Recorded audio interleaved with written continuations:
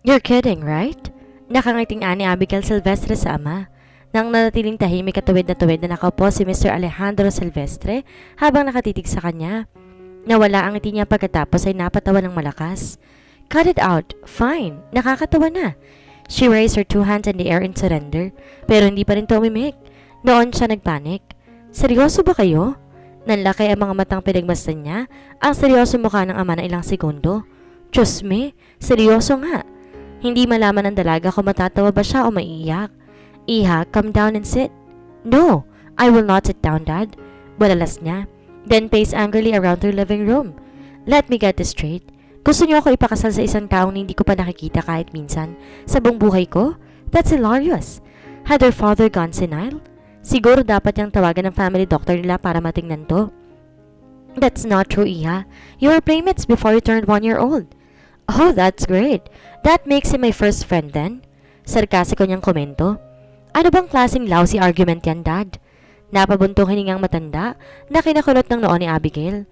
Kahit kailan hindi naman na nasasabihin ng tatay niya, may it be a rape case, the weather, or the latest cellphone model. Napatigil siya sa paglalakad at itinanong, What's wrong, Dad?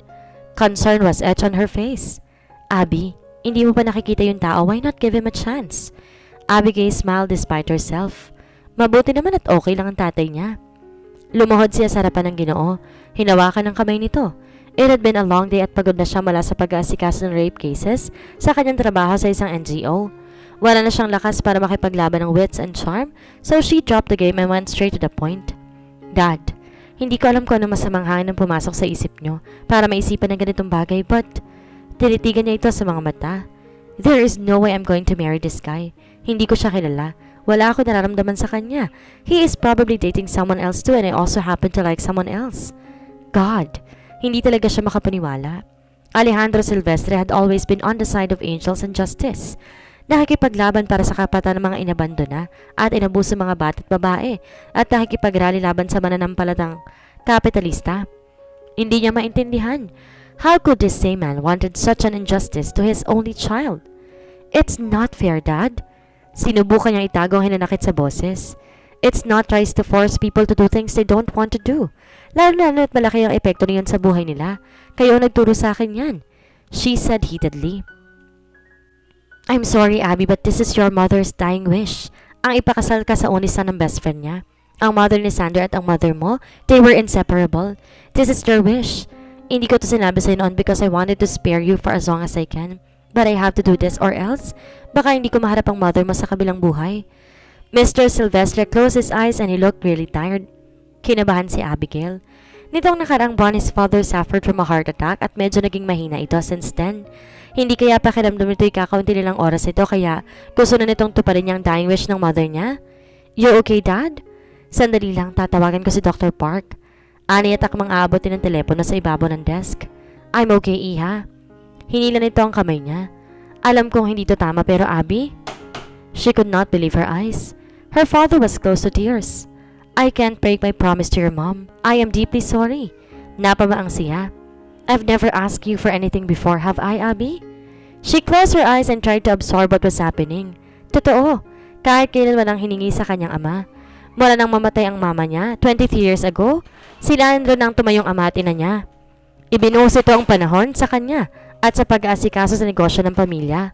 Wala itong bisyo maliban sa pagtulong sa ibang tao. He had the Superman syndrome na para bang gusto nito iligtas ang buong mundo. He would never want to harm anyone, especially not his Abigail. She opened her eyes and stared at him. Halos hindi niya makilalang taong nasa harapan niya. Ito ang kanyang si Superman, nakayoko at bagsak ang mga balikat. You can't do this to me, Dad. She was helpless. Abigail, please. Kung sana nasa harapan lang niya ang confident at matapang na ama, magagawa niya makipagtalo at makipagmatigasan. But the image of her old and frail-looking father was breaking her heart. Don't you dare. Don't even think about it, Abigail. This is your life. Sigaw ng utak niya. Yes, this is my life, but he is my father. And the truth is, he is my life. Sagot naman ang kanyang puso. I will think about it, Dad. You will, Iha? Tila natanggalan ng tinik si Mr. Silvestre. Pag-iisipan ko po. She answered dejectedly. Tip number 1. Look like an old maid. Try to look as unattractive as you can. More often than not, ayaw ng mga lalaki sa mukhang manang. Ikaw man, for sure, hindi rin gusto ng lalaking mukhang manong. Yun ang unang tip na nabasa ni Abigail na article sa isang magazine. It was entitled, How to Turn a Guy Off. Kaya naman she picked a long black skirt and a simple 3/4 blouse to wear on that fateful Saturday night. Pinusod niya ang kanyang long black hair, naglagay ng konting makeup at saka umalis ng bahay. Salamin nila ang kulang pwede na siyang double ng matandang dalagang teacher na kinatatakutan nila noong elementary. Maaga ng 10 minuto na makarating ang mag-ama sa Century Park Hotel. Si Victor Del Fiero ang pumili ng lugar dahil kung si Abigail o ang tatay niya lang masusunod, sa mas murang restaurant sila magkikita. She felt disgusted just by sitting there. Aabuti ng libong halaga ng meal ng isang tao sa lugar na iyon, habang sa buong paligid nila ilang pamilyang pinagkakasya ang 100 pesos para panggasto sa isang buong araw. Alam niya, ganun din ang iniisip ng tatay niya. He looked very uncomfortable just sitting there, feeling as out of place as she was. Napabuntong hininga si Abby. Naisip lang niyang ganito talaga kaseryosong ama na ito pa rin ang last wish ng nanay niya para gawin ito. They're late, Abigail said, trying to sound annoyed after 25 minutes of waiting. Pero ang totoo ay natutuwa siya at ipinapanalangin pa nga niyang wag na sanang dumating pa ang mag-amang Del Fiero. Yes, Abby, but they are here now. She stiffened and shut her eyes at the doorway.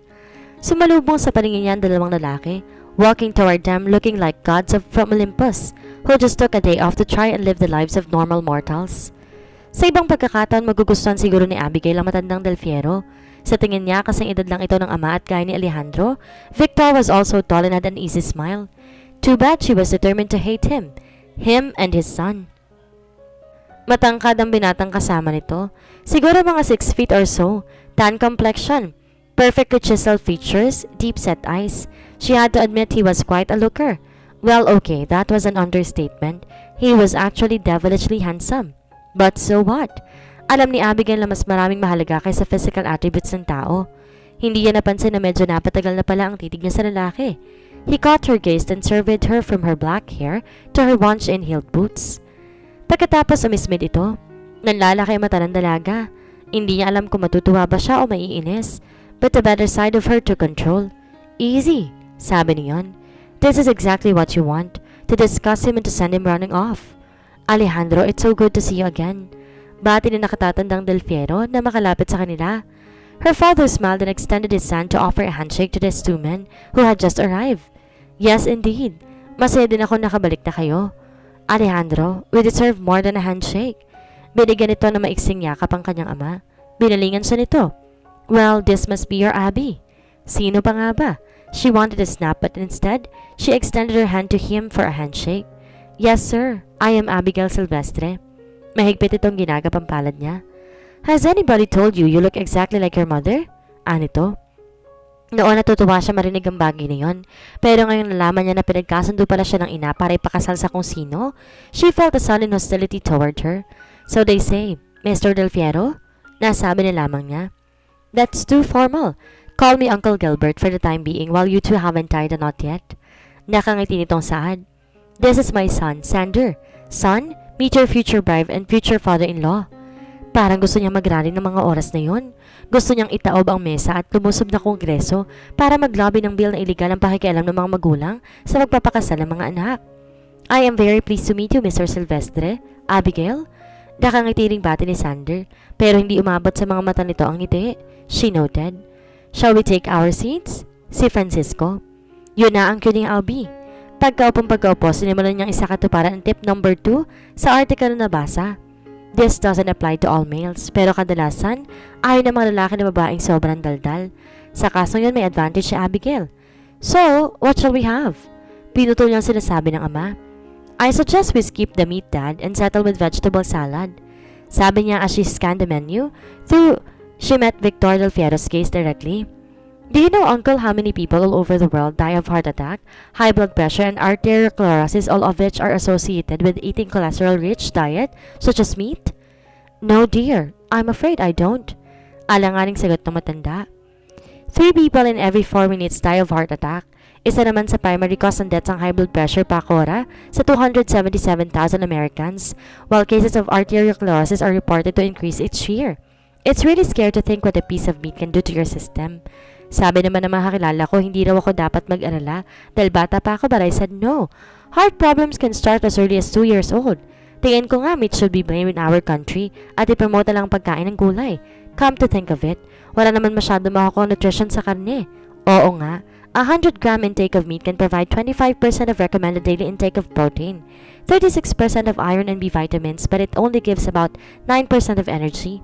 So siguro nga it is a good source of protein, which yields amino acids. And since our body cannot produce 8 essential amino acids, kailangan nating umasa sa mga protein food. Ngunit hindi lang naman sa meat ang mayroong protein. Tofu for one, it is high in protein too. What's more is that it's low in salt and calories and it's also cholesterol free. As for vitamin B, well, we've got oatmeal, peanuts, corns, tomatoes, fresh vegetable. Sa iron naman, magbilad ka lang sa araw from 7 to 9 a.m. Makakakuha ka na ng iron for free pa. Anyway, di rin naman ganun kasarap ang lasa ng meat. Frankly, I hate the taste of it. Isa pa sa tuwing makakakita ko ng karne, I wonder about the poor animal that has to be slaughtered para lang kainin natin.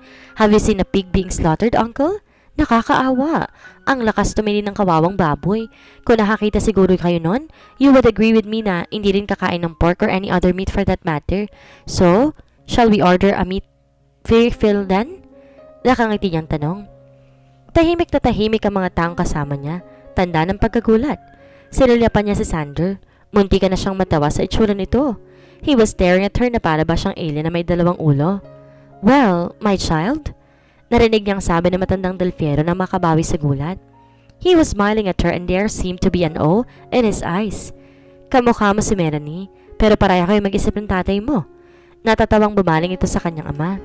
Just like you, Alejandro, she has an opinion for everything under the sun, ha? Ibinalik nito ang atensyon sa kanya. By the way, Abigail, I'm a vegetarian. Nakangisi ito. Gusto niyang sumigaw. Pakiramdam niya na baliwala lahat ng pinaghirapan niya. Shit! Ilang oras din niyang sinaulong pinaghandaan ng mahabang speech na yon pagkatapos waipik. Dinampot niya ang baso ng tubig sa tabi at ininom ang laman niyon. Calm down, Abigail. Bili niya sa sarili. Nagsisimula pa lang ang laban. Siguradong mamaya mabubor at maiinis din ang mga yan. Ipinagpatuloy na ng dalaga ang pagsasalita na parang machine gun hanggang sa matapos ang dinner.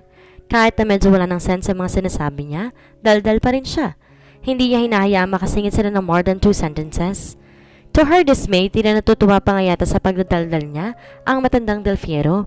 Si Sander naman na natiling tahimik, pero manakanakay nahuli niya itong parang nagpipigil ang tawa. Tapos silang mag-dinner at tumiinom ng kape na may tumawag sa phone ni Victor at kailangan itong tumayot lumabas para sagutin ang tawag dahil mahina ang signal sa loob ng restaurant. Pagkatapos si Alejandro na may nagpaalam mapupunta muna sa restroom. Nang maiwan sila, hindi na napigilan ni Sander ang sarili at tuluyang kumawala ang tuwa na kanina pang pinipigil. What's so funny? Abigail asked icily. Mainit talaga ang ulo niya ng mga oras na yun dahil hindi umayon sa gusto niya ang mga pangyayari. Ikaw, sino pa ba? Nakangiting sagot ng binata. At ano namang nakakatawa sa akin? Walang kangiting-ngiti niyang tanong. Tumawa ulit ito. Mukhang lumabas na ang tunay mong kulay ah. Where is the sweet and very polite Abigail who talked endlessly about almost everything a while ago? Napagod na ba siya sa pagpapanggap? It was Abigail's turn to smile, pero matalim ang mga mata niya. At nasa naman ang tahimik at kaming si Sander kanina? Ano nangyari at mukhang dumaldal ka yata? Nawala ang ngiti nito habang mas lumawak naman ang kanya. He paused and stared at her for a long time before saying, It's obvious that you're doing everything to sabotage this night, but as it turns out, parang palpa ka. Hindi mo ginagawa na maayos ang assignment mo. Itinaas nito ang kamay na akmang sasagutin niya ito. Hold it! Huwag kang sisingit. Kanina ka pa nagsasalita, ako naman ang pakinggan mo. Alam mo bang pinalala mo lang ang sitwasyon? My father is pretty old-fashioned pero saludo siya sa mga babaeng palaban at matalino. Tonight, ginawa mo lahat para magmukhang conservative sa pananamit mo at smart dahil sa pananalita mo. Alam mong ibig sabihin nun? You couldn't have been more perfect for my father, even if you tried. Sarcastic ito nakangiti. Ayaw mang aminin ni Abigail pero tama ito. She forced herself to be reasonable. So, what do you suggest? I suggest you tell your father that you would rather jump from a 50-story building than to marry me. Walang gatol nitong saad. Kung hindi lang krimen ng murder, baka sinaksak na niya ito ng tao. Bakit akong kailangan magsabi niyan? Bakit di ikaw? I can't. Siguradong aatakin sa pusong father ko kapag pinilit kong gusto ko. Hindi niya matatanggap na siyang sisira sa pact nila. He said simply, So okay lang tatay kong atakin sa puso't magalit, is that it? She spat. I don't care. Kibit balikat nito. Ikaw ang dapat sumira sa engagement. Abigail was sure her face was betrayed. Kung ayaw ko, hamon niya. He smiled charmingly. Trust me, hindi mo ako matatagalan. Sander pulled over his BMW in front of a famous club in Makati kung saan napagkasundalan ng magkaibigan na magkita. Binuksan niya ang car door at saka naglakad palapit sa entrance ng club. A blast of loud music and colorful lights welcomed him as he entered. Magto 2 weeks na mula na makauwi siya galing States, pero ngayon lang siya nagkaroon ng oras para makipagkita sa mga high school friends niya. Medyo marami kasi siyang inasikasong business-related affairs bilang pagganda sa formal na pagpapakilala sa kanya as the next CEO ng hotel business nila. Dumagdag pa ang problema sa kanyang fiancé. Napangiti siya na hindi namamalaya nang maalala si Abby. Nitong mga nakarang araw kasi ang babae at ang kanyang Operation Ruin na engagement ang nagsisilbing main source of entertainment niya. Nagsimula yun nang malaman niyang seryosong amang ipakasal siya sa anak ng best friend ng ina. He only found out about his dear fiancé pagbalik niya galing sa Amerika. Dying wish yun ng ina tandang yakagin at iligay ng kanyang amang langit at impyerno matupad lamang iyon. At first he was livid and determinedly said no. Pero matapos atakin si Don Victor Del Fiero ng high blood at makonfine na ilang araw sa ospital nang ibabaw ang pagiging anak niya. Hindi halata pero mahal niyang ama. But of course, being the arrogant, selfish, manipulative, cunning and creative person that he was, he turned the problem into a challenge. At doon na nga nagsimula ang Operation Ruin the Engagement or to be more apt, Operation Ruin Abigail. Lalong lumawak ang ngiti niya dahil sa isiping iyon. Naupo si Sanders sa medyo elevated na bahagi ng bar at umorder ng drinks. He scanned the crowd for a familiar face pero wala siya nakita. Great! Those scumbags dare to make me wait? Wala pa rin isa sa mga kaibigan niya. Then his mind drifted back to his fiancé. Matapos sa matinding research tungkol kay Abigail Silvestre, nalaman niya ng pinaka-convenient part kung saan niya ito pwedeng atakihin ay sa trabaho nito, right after the dinner. Pinatupad na niya ang operation. Ang first part niyon ay ang padala ng agency nito na sandamakmak na complaint letters tungkol sa pagiging inefficient at irresponsive ng dalaga. Matapos ng isang linggong pamimeste, handa ng second phase kung saan sa tulong ng isang insider, nagawa niyang magpakalat ng chismis sa opisina na masochist at nagpa-abort ng baby ang dalaga. Hindi niya napigilan ng pagtawa ng kaunti sa isiping iyon. I should have been a writer. Puri niya sa sarili. Ang galing kong gumawa ng kwento. Halos nakikita niyang hysterical at galit na galit na itsura ni Abby. Pupusta siya. Isang linggo na lang itatagal ito at susuko na rin ang babae. Kung hindi naman, well, he could still come up with a couple of creative ways to torment her. Abby, hindi mo na dapat isipin yung mga chismis sa office. Wala namang naniniwala dun eh. Automatikong napalingon si Sanders sa pinanggalingan ng boses. Mataman niyang tinignan ng dalawang taong nakaupo sa likod ng table niya. Long black hair, fair skin, petite, confirmed. Fiancé nga niyang Abby na kausap ng lalaki nagsalita. Nakilala niya ito bagaman malayo ang anyo nito sa malamanang naayos ito nung huli sila magkita. Alam ko yon, Belle. Kaya lang hirap na rin kasing hindi maging affected eh. Ginitian nito ang kausap. Hindi nakalagpas sa matala sa sensory perceptor ni Sander ang sweetness ng ngiti ng dalaga. He chuckled to himself. At the age of 27, Sander was already an expert in the art of flirting. At hindi siya maaling magkamali. Abby was flirting with the sky. Mabilis na buo ang isang maitim na plano sa kanyang utak. Tumayo siya tilapitan ng dalawa. Talagang handy kahit sa totoong buhay ang attack your opponent's weakness, business strategy na natutunan niya. Ano sa tingin mong ginagawa mo rito ha, Abby? He demanded harshly na makalapit sa dalawa. Sino? Sander? Nabigla at tila hindi agad siya nakilala ng dalaga. Are you cheating on me? Maras niyang sinaklit ang braso nito. Ano? Hindi pa ba sapat na pina-abort mo ng baby natin? Now what's this? You're cheating on me? Nilugog niya ang balikat ng babae. Pare, you're hurting her. Binalingan niya ang kasama nito. You, stay the hell away from this. I am her fiancé and we shouldn't even have a child by now kung hindi lang tumigil ka. Singhal ni Abby sa kanya. Belle, don't listen to him. May sira yan. Ide-deny mo pa? You too timing. You. Nanilisik ang mga mata. Biglang tumayo ang dalaga at tinila siya palayo sa table. Nakangisi at kontento pinagmamasa ni Sander ang inis na si Abby na pabalik-balik sa paglalakad nito. Komportable siya nakasandal sa isang poste. At labas ng club kung saan siya nila ng overly enraged na dalaga. Ano na? Shoot your fire. He drawled. Tinapunan siya nito na matalim na tingin pero patuloy pa rin sa paglalakad pagkatapos bigla itong tumigil at tumarap sa kanya. Alam mo, I never imagined na may talo pa lang talagang katulad mo. Who would do such childish things just to piss somebody off? Ilang taon ka na ba, Sander? Are you really this immature? He frowned. Para sa isang taon exposed sa maraming social realities dahil sa trabaho, Sander found this woman very naive. You disappoint me, Abby. Di ba dapat sanay ka na sa mga kagaya ko dahil sa trabaho mo sa NGO? As for being childish, well, okay. Okay lang maging ganon minsan, basta ba naiinis at nagugulo kita. Matamis siyang umiti. She snorted. First, don't call me Abby. Friends ko lang ang pwedeng tumawag sa akin yan. Tinignan siya nito ng diretso sa mata. Mukhang di mo rin ginawa na maayos ang assignment mo. Complaint letters? Masochist? Abortion? Walang kwenta yon. It would take a whole lot more than that to break me. Matigas ang boses nito. Nagkibit balikat lang ang aroganting binata. Fine. I can still come up with more, huh? Creative ways to break you, my dear fiancé. He smirked at her. Then prepare to be disappointed. You can't break me. Hindi ako sasira sa engagement. Sagot nito. Ilang segundo sila nag-glare in contest hanggang sa may marinig silang sigaw sa kabilang side ng kalye. Nang lingon nito ni Sander, nakita niya ang isang batang nakandusay sa tabi ng gutter at nakatayo malapit dito isang malaking lalaki. Akmang babalik na niyang atensyon kay Abby, ngunit bulian ito tumakbo sa kabilang kalye. Bago pa siya makapag-react, nakita na niya rin nakikipagtalo ng dalaga sa lalaki at mukhang pinipigil nitong kulin sa mama ang batang nakandusay. What the heck? Bulong niya.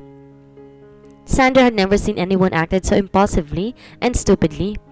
Tumindi ang pagtatalo ng dalawa at nakita niyang marahas na tinulak ng lalaki si Abby, kaya involuntarily nagpahakbang ang mga paa niya papalapit sa mga ito.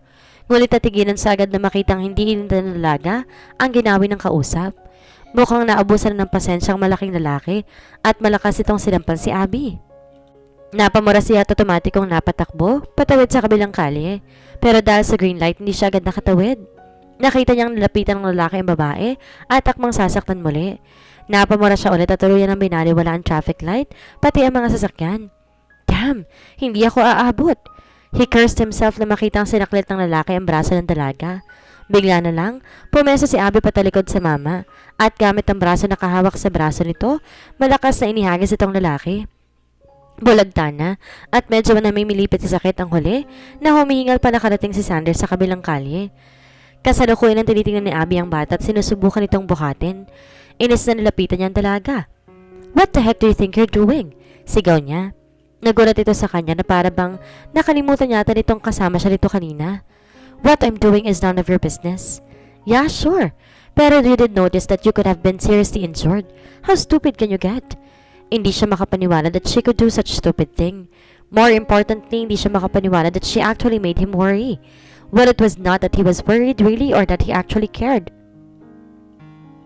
But seriously, kahit naman asshole siya minsan. Okay siguro, asshole siya most of the time. If not all the time still, hindi naman pwedeng tumayo na lang siya ron at panoorin. Nasaktan si Abigail ng mamang yon, di ba? Isa pa, he might be a womanizer pero may pagmamalaki ang never siya nagbuhat ng kamay sa babae and he sure would not tolerate that kung nasa harapan niya. To his utter annoyance, hindi na siya pinansin ng dalaga na parabang non-existent siya. Abala ito sa pagbuhat sa bata. Pinagbasta niya ito habang hirap na hirap dahil sa tangang pastit. Namumula ang pisnging sinampan ng lalaki na tiyak na magpapasa bukas ng umaga. Medyo may dugo din ang labi nito. You're bleeding. Hindi pa rin siya nito pinansin. Cursing to himself, walang kabog-abog na kinuha niya rito ang bata. Hey, ano ba, Sander? Hey, tumigil ka. Inis na sabi niya saka tumabad sa kalye karga ang bata. What do you think you're doing? Ano ba? Habol nito. Dumiretso siya hanggang parking lot pagkawan, binuksan ang pinto sa passenger seat at maingat na nilapag ang bata sa upuan. Get in! Utos niya sa nagpoprotesta pa rin si Abigail. Sander, I'm trying to be reasonable here. You can just go. Ano ba? Singal nito nang hilahin niya tinulak sa pagsakay sa kotse. Saka siya mabilis na lumunan sa driver's seat at mabilis pinandar ang SUV. Halos lumipad si Abigail sa bilis ng pagtakbo na makarating sila ng St. Luke's Hospital. Agad din nasikaso ng mga nurses at doctors doon ang bata pagdating nila. The child suffered from bruises at may internal bleeding din dala na laging pagkakabugbog, kaya naman kailangan ito ng operasyon. May type AB ba sa inyong dalawa? The child needs blood transfusion para sa operasyon, sabi ng doktor kay Abby. Pareho sila nakatayo ni Sander sa hallway ng ospital. Shit! Mura ng dalaga sa sarili. Type A kasi siya. Doc, pwede ako maging donor. AB ang blood type ko. Lumipad ang tingin ni Abigail sa nagsalitang si Sander. Halos nakalimutan niyang kasama niya nga pala ito. That's good. Come with me and we will run a few quick tests to ensure na fit kang maging donor. Tumango ang gwapong binata at sumunod sa manggagamot na hindi man lang siya nililingon.